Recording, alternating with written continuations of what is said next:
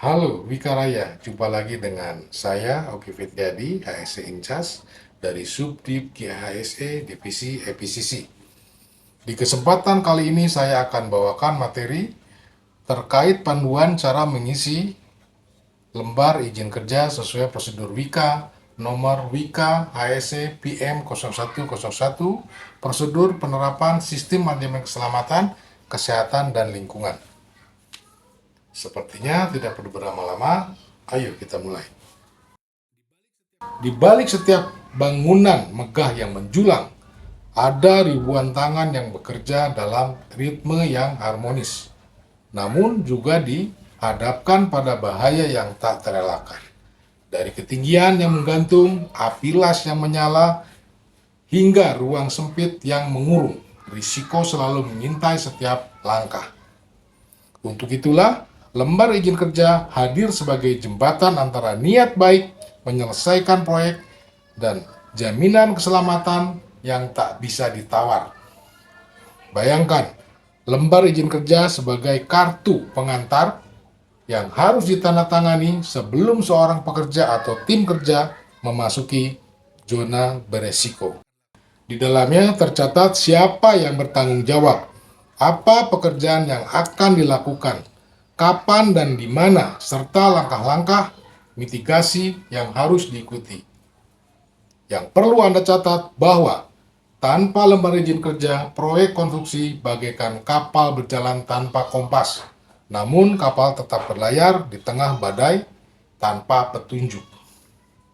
Kondisi ini mengajak kita untuk dapat memahami bahwa lembar izin kerja bukan sekedar formalitas administratif, melainkan alat vital untuk melindungi nyawa, menjaga aset, dan memastikan keberlangsungan suatu proyek.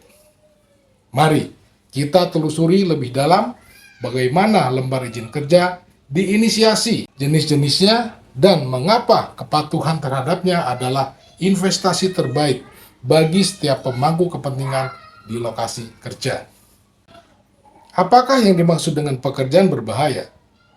Pada prosedur WIKA yang berlaku, yang dimaksud dengan pekerjaan atau kegiatan yang menimbulkan potensi bahaya atau pekerjaan bahaya adalah aktivitas kerja di mana pekerja berada dalam paparan potensi bahaya, baik yang sudah ada di lingkungan atau maupun yang timbul akibat aktivitas itu sendiri.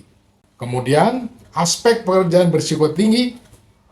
Pekerjaan berisiko tinggi dapat diartikan bahwa pada kegiatan ataupun aktivitas kerja yang dinilai atau berpotensi dapat mengakibatkan konsekuensi yang serius, baik kepada manusia atau dapat mengakibatkan lost time injury atau fatality, ataupun dapat menimbulkan kerusakan berat pada peralatan, kerusakan fasilitas yang sudah ada atau di existing, dan atau pencemaran lingkungan yang berdampak besar. Dari hasil penilaian di aspek keselamatan pada kegiatan yang akan dihadapi, maka tentukan bahwa semua kegiatan pekerjaan yang tentunya akan menimbulkan bahaya atau beresiko, penanggung jawab area kerja wajib membuat dan mengajukan lembar izin kerja yang akan direview dan disetujui pihak-pihak yang terlibat pada kegiatan tersebut. Status izin kerja disetujui atau approve. Apakah yang dimaksud dengan izin kerja? Izin kerja adalah salah satu mekanisme untuk mengidentifikasi, mengkomunikasikan, mengurangi, dan mengendalikan bahaya terkait pekerjaan yang memiliki potensi dampak buruk terhadap keselamatan, kesehatan, dan lingkungan. Apa saja manfaatnya? Beberapa manfaat dari pola mekanisme ini antara lain: 1. Memudahkan untuk mengetahui, memonitor, dan melakukan inspeksi pada semua aktivitas pada kategori berbahaya dalam suatu fasilitas atau lokasi kerja. 2. Sarana komunikasi pada organisasi pada suatu kegiatan pekerjaan antara tim kerja dengan pemilik atau pemimpin dari suatu fasilitas atau lokasi. Kemudian 3, pencegahan terjadinya insiden bahkan kecelakaan yang dapat mengganggu terhadap proses pekerjaan atau produksi. 4. Terjadinya pengaturan kegiatan pekerjaan yang berjalan secara simultan. Dan 5. Memudahkan proses untuk memastikan kualitas perencanaan pekerjaan serta kompetensi tim kerja sesuai dengan tujuan organisasi. Klasifikasi izin kerja dibagi menjadi 2. Apa saja klasifikasi yang dimaksud? Yang pertama adalah izin kerja umum. Lembar atau dokumen izin kerja ini wajib dibuat yang berisikan wewenang atau akses yang diberikan kepada pimpinan, tim kerja, dan sekelompok orang yang disetujui oleh pemberi kerja untuk melakukan pekerjaan di area tertentu dalam kurun waktu maksimum 1 bulan. Yang kedua adalah izin kerja khusus. Izin kerja khusus adalah lampiran-lampiran dari izin kerja umum yang terbit. Status izin kerja umum yang dimaksud disetujui atau statusnya approve. Dokumen izin kerja wajib dibuat dan disetujui pihak atau pejabat yang terlibat pada kegiatan yang akan dihadapi, yang berisikan wewenang yang diberikan kepada pimpinan tim kerja untuk dapat memastikan bahwa kelompok kerjanya dapat memenuhi persyaratan yang ditetapkan pada lembar ini.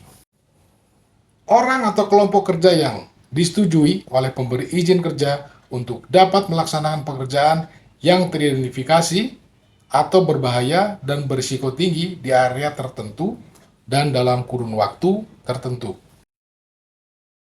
Ketentuan umum dari izin kerja adalah 1.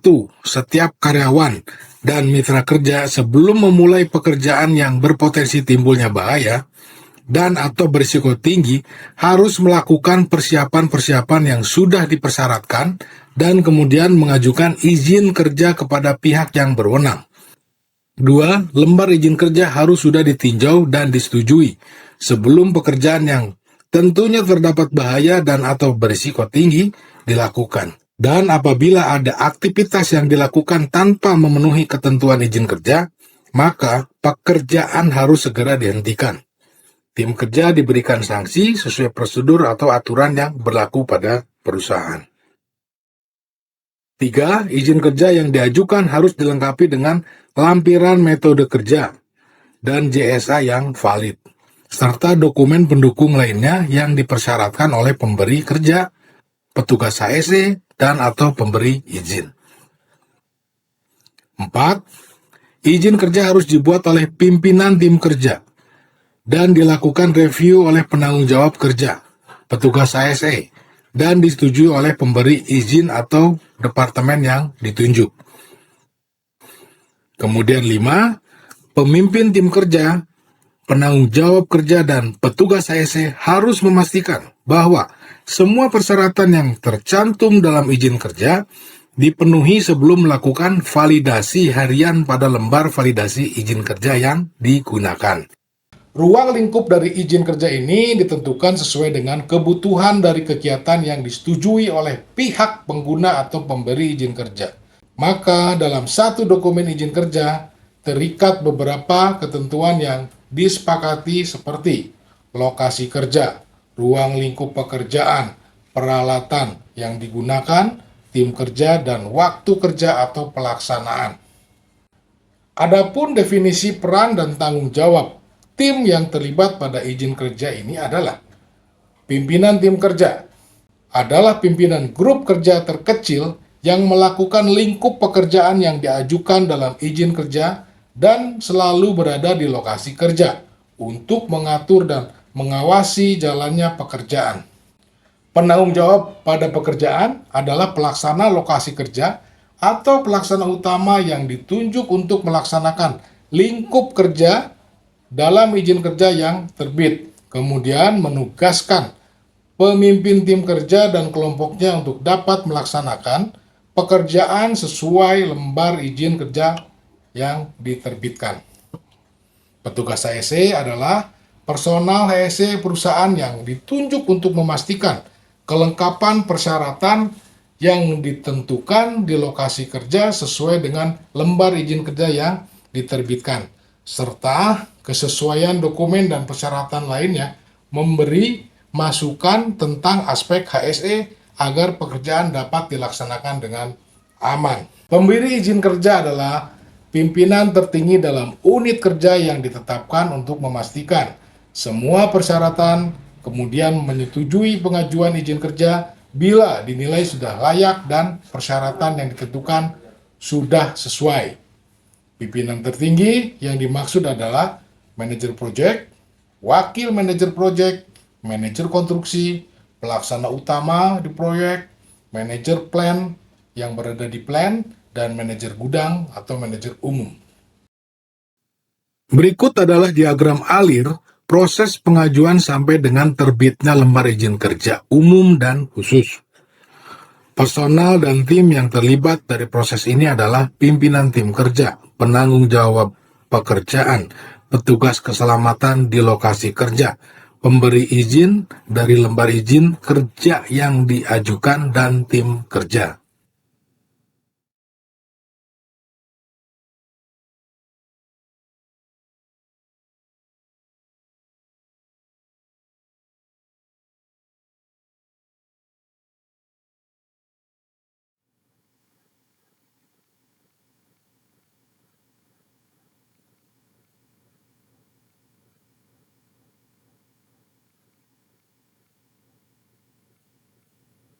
Untuk mempermudah proses monitoring, pemenuhan implementasi prosedur ini dapat dibuatkan lembar monitoring dan ditampilkan pada dashboard permit work agar dapat diketahui bersama status dari semua izin kerja yang terbit.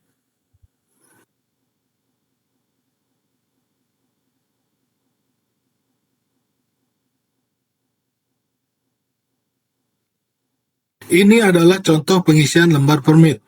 Perhatikan cara pengisian dan checklist yang sesuai dengan panduan pada prosedur. Pastikan pengisian di kolom lembar sebelum pekerjaan dimulai yang akan dilakukan telah sesuai. Diisi sebelum pekerjaan dimulai, kemudian ditandatangani lengkap pihak terkait.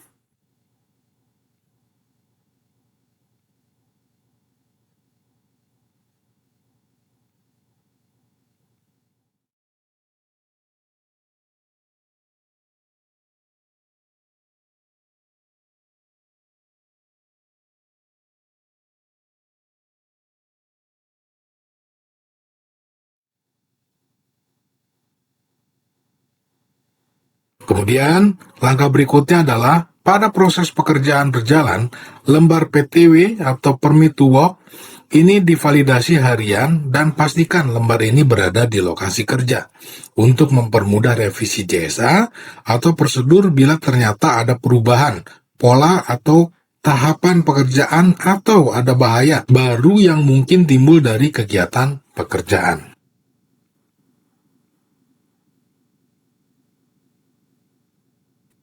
Tahap akhir adalah penutupan lembar izin pekerjaan umum. Pastikan pihak terkait menandatangani lembar ini dan kemudian setelah ditandatangani pada kolom closing, dokumen dapat diarsip atau disimpan di tempat yang sudah disiapkan.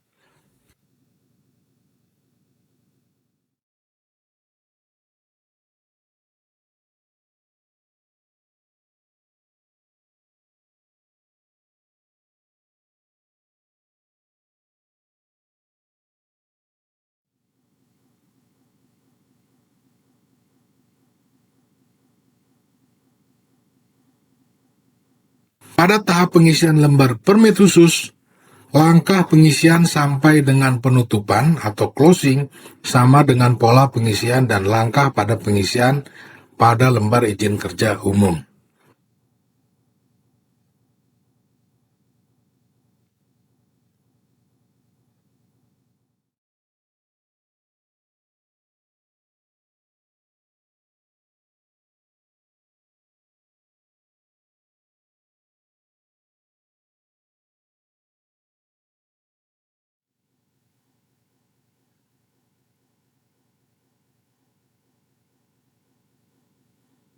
Lembar izin kerja adalah kompas yang mengarahkan kita menuju proyek yang aman, tepat waktu, dan berkualitas.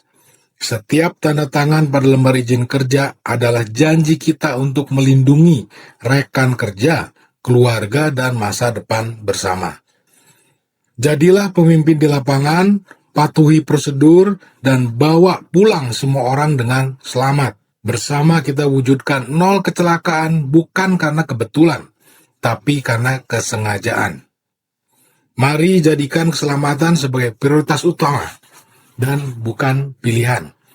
Demikian paparan terkait panduan pengisian lembar izin kerja yang berlaku pada perusahaan. Semoga dapat membantu Anda dalam menerapkan prosedur ini di lokasi kerja. Pemeran dalam video ini adalah hasil kecerdasan buatan atau AI. Kreativitas dan semangat belajar hal yang baru adalah salah satu kunci untuk terus berkembang. Ingatlah, kesuksesan di ranah digital ada di genggaman Anda. Jika Anda memanfaatkan kekuatan data, membangun kehadiran online yang kuat, merangkul inovasi, dan tetap adaptif, maka kesuksesan di landscape digital akan terus berkembang. Kemudian, dengan tetap terinformasi tentang tren industri, terus belajar dan berkembang, kita dapat tetap berada di depan dan mempertahankan keunggulan kompetitif. Saya Oki Fitriadi, sampai jumpa di kesempatan berikutnya dengan materi-materi yang tentunya dapat menginspirasi Anda dalam menentukan langkah yang lebih baik lagi di masa depan. Salam sehat, tetap semangat.